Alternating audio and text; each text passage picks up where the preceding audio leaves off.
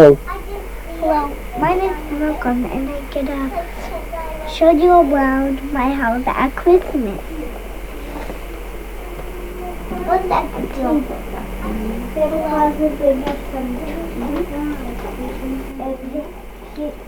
Here's what he brings. His picture's card. Hey, the small present! I remember the front of the case was all gummy. Like mine was, it had a bunch of discount stickers on top. Like it had been $5 and then it was down and it was selling for $1.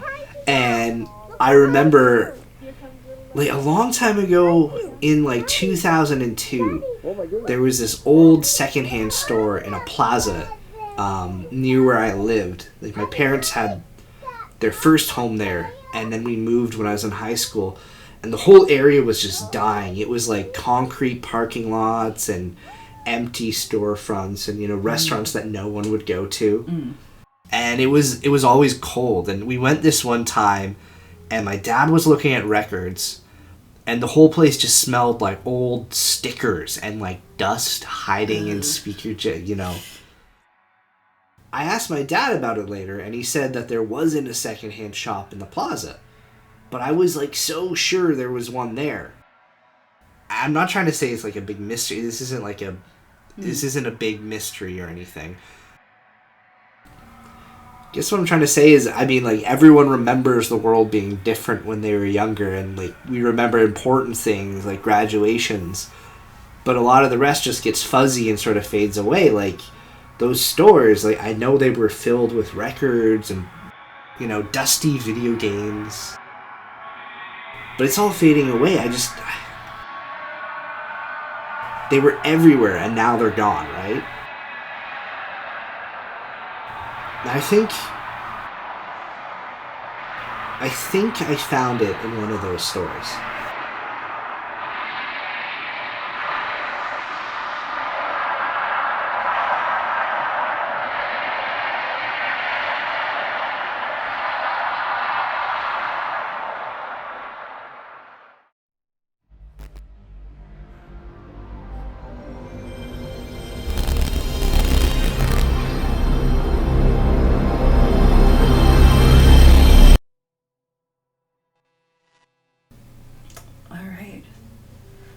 Well, can you tell me when you first played the game?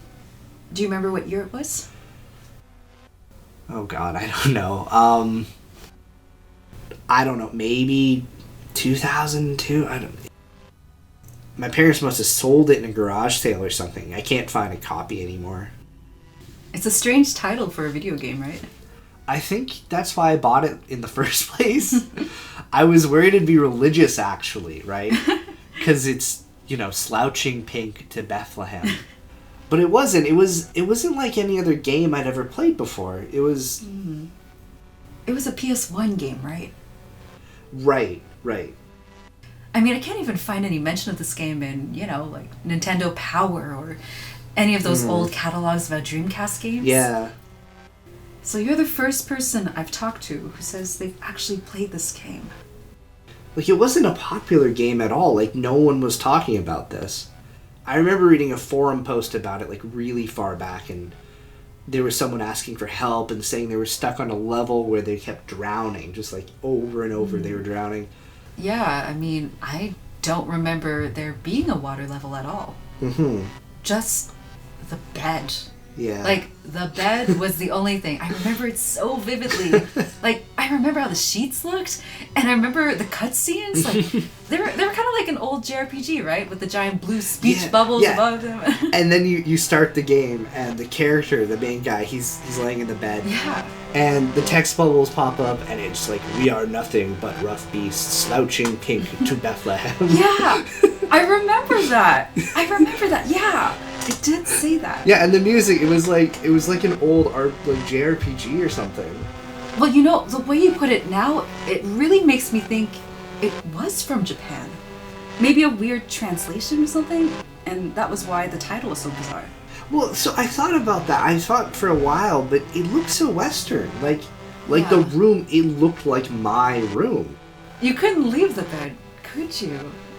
Like, even after the title screen, he can't actually get out of bed, right? The character doesn't get out of bed. And you could try to move him to the edge of the bed, but he never actually leaves it. I remember thinking he was scared to leave the bed, you know? Like there was something wrong outside the room, like a monster or something. Or I distinctly remember that it wasn't night because you could see this light coming in from out of the window in the room, right? But the character, he couldn't get up to turn the lights on. And the room was just this washed out, pink looking... It was pink. Yeah. I wasted so many days trying to get him to clip through the edge of the bed to the next room or something. Oh my god. I must have done the same thing, honestly. I mean, it wasn't exactly fun, but there was something about it. Like, I kept trying again and again. Yeah. I don't think I ever showed it to, like, any of my friends. I don't think I ever played it with them when they came over. Like, So, you said you were scared. What? Well, you said earlier that you were scared while playing it. No, I don't think I was. No, like, the character, the little guy in the game, he must have been scared. Oh. I just had this really strong thought that was why he couldn't leave the bed. It wasn't a glitch. It wasn't that the game was broken. He was scared, and there was something I had to do to make him not scared and progress, but... It just kind of felt like a puzzle that we couldn't solve, obviously. Yeah. No, I think sometimes as a kid I'd get really anxious, right? And I think I used to play it when I got like that, and it didn't ever calm me down. Like, I'd fall into sort of like a loop. I knew it was making it worse, but I couldn't stop. But like, I just had to keep playing. I'm trying over and over, more and more ideas. Just one more idea to... Exactly, yeah. Like, you move to each corner of the bed in a sequence. Like, maybe it's a pattern you need to complete before you can get up and continue. The pattern, yeah. One time, did I ever tell you this? I was playing soccer as a kid, and I sort of collapsed on the field. Did I tell you this? Oh! Out, and I couldn't stop crying, and my parents had to take me home early. I think maybe I was sick with something. I remember distinctly having this thought in my mind that the only good thing was that I was going to get to play the game a whole lot when I got home.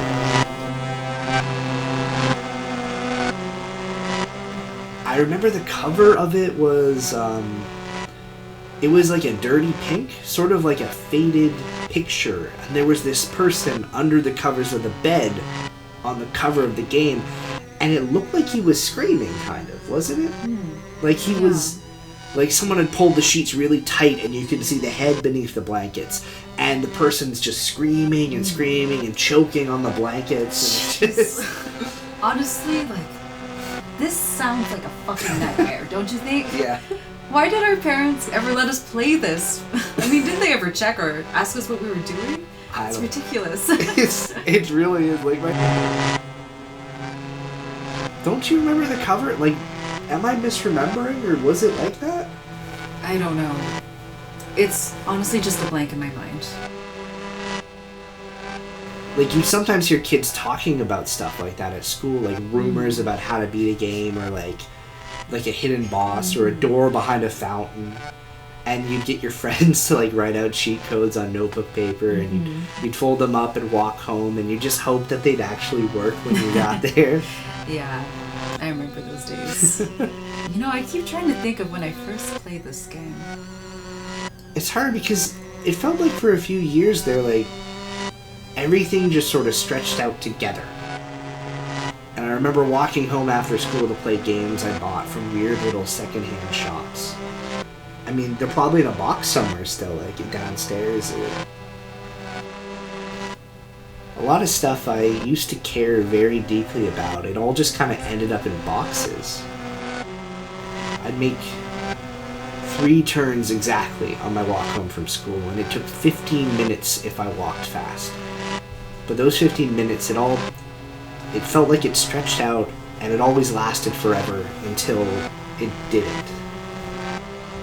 I I mean, it's hard to remember exactly 1 week or day, you know what I mean? Like, it just feels like this game, I always just had it. It was always just there. I don't think I spent all my time thinking about it, but there was something about that game that made me think it was, like, my game, you know? Like, it felt strange bringing it up in front of other people. It felt, like, invasive. I wasn't excited to ever come home and play it. Yeah. But, you know, some days I would just, you know, sit down and play it for hours and hours, just fall down a hole. Obviously, it's not trying to hurt me, but it was always there when I was hurt. Like, isn't that sort of strange? You don't know why you started crying during that soccer game. No, my parents, they just said I was sick, right? For a while, they told me I was sick, and that I got better. I remember when I was sick, like, when my aunt called, my mom would just take the phone downstairs, and you'd hear them whispering through the walls, but you never knew for sure what she was saying. If you didn't know, it was farther away from you. It wasn't really happening yet. So maybe that's why I held off talking about it for all these years. It's just the one game that no one else knows about. The one unique thing that made me feel like I was the main character in my little universe. And I mean, talking about it now to you, it's sort of saying goodbye to that. A game about how you can't get out of bed. Where you're just sort of stuck waiting for something. You're waiting for something? I don't know. I just always felt like the guy was waiting for something. No, I mean, maybe that was it, right? You have to wait for something to happen. Wait for the rough beasts or whatever. Maybe we're all still waiting, and that's why the guy couldn't get out of bed.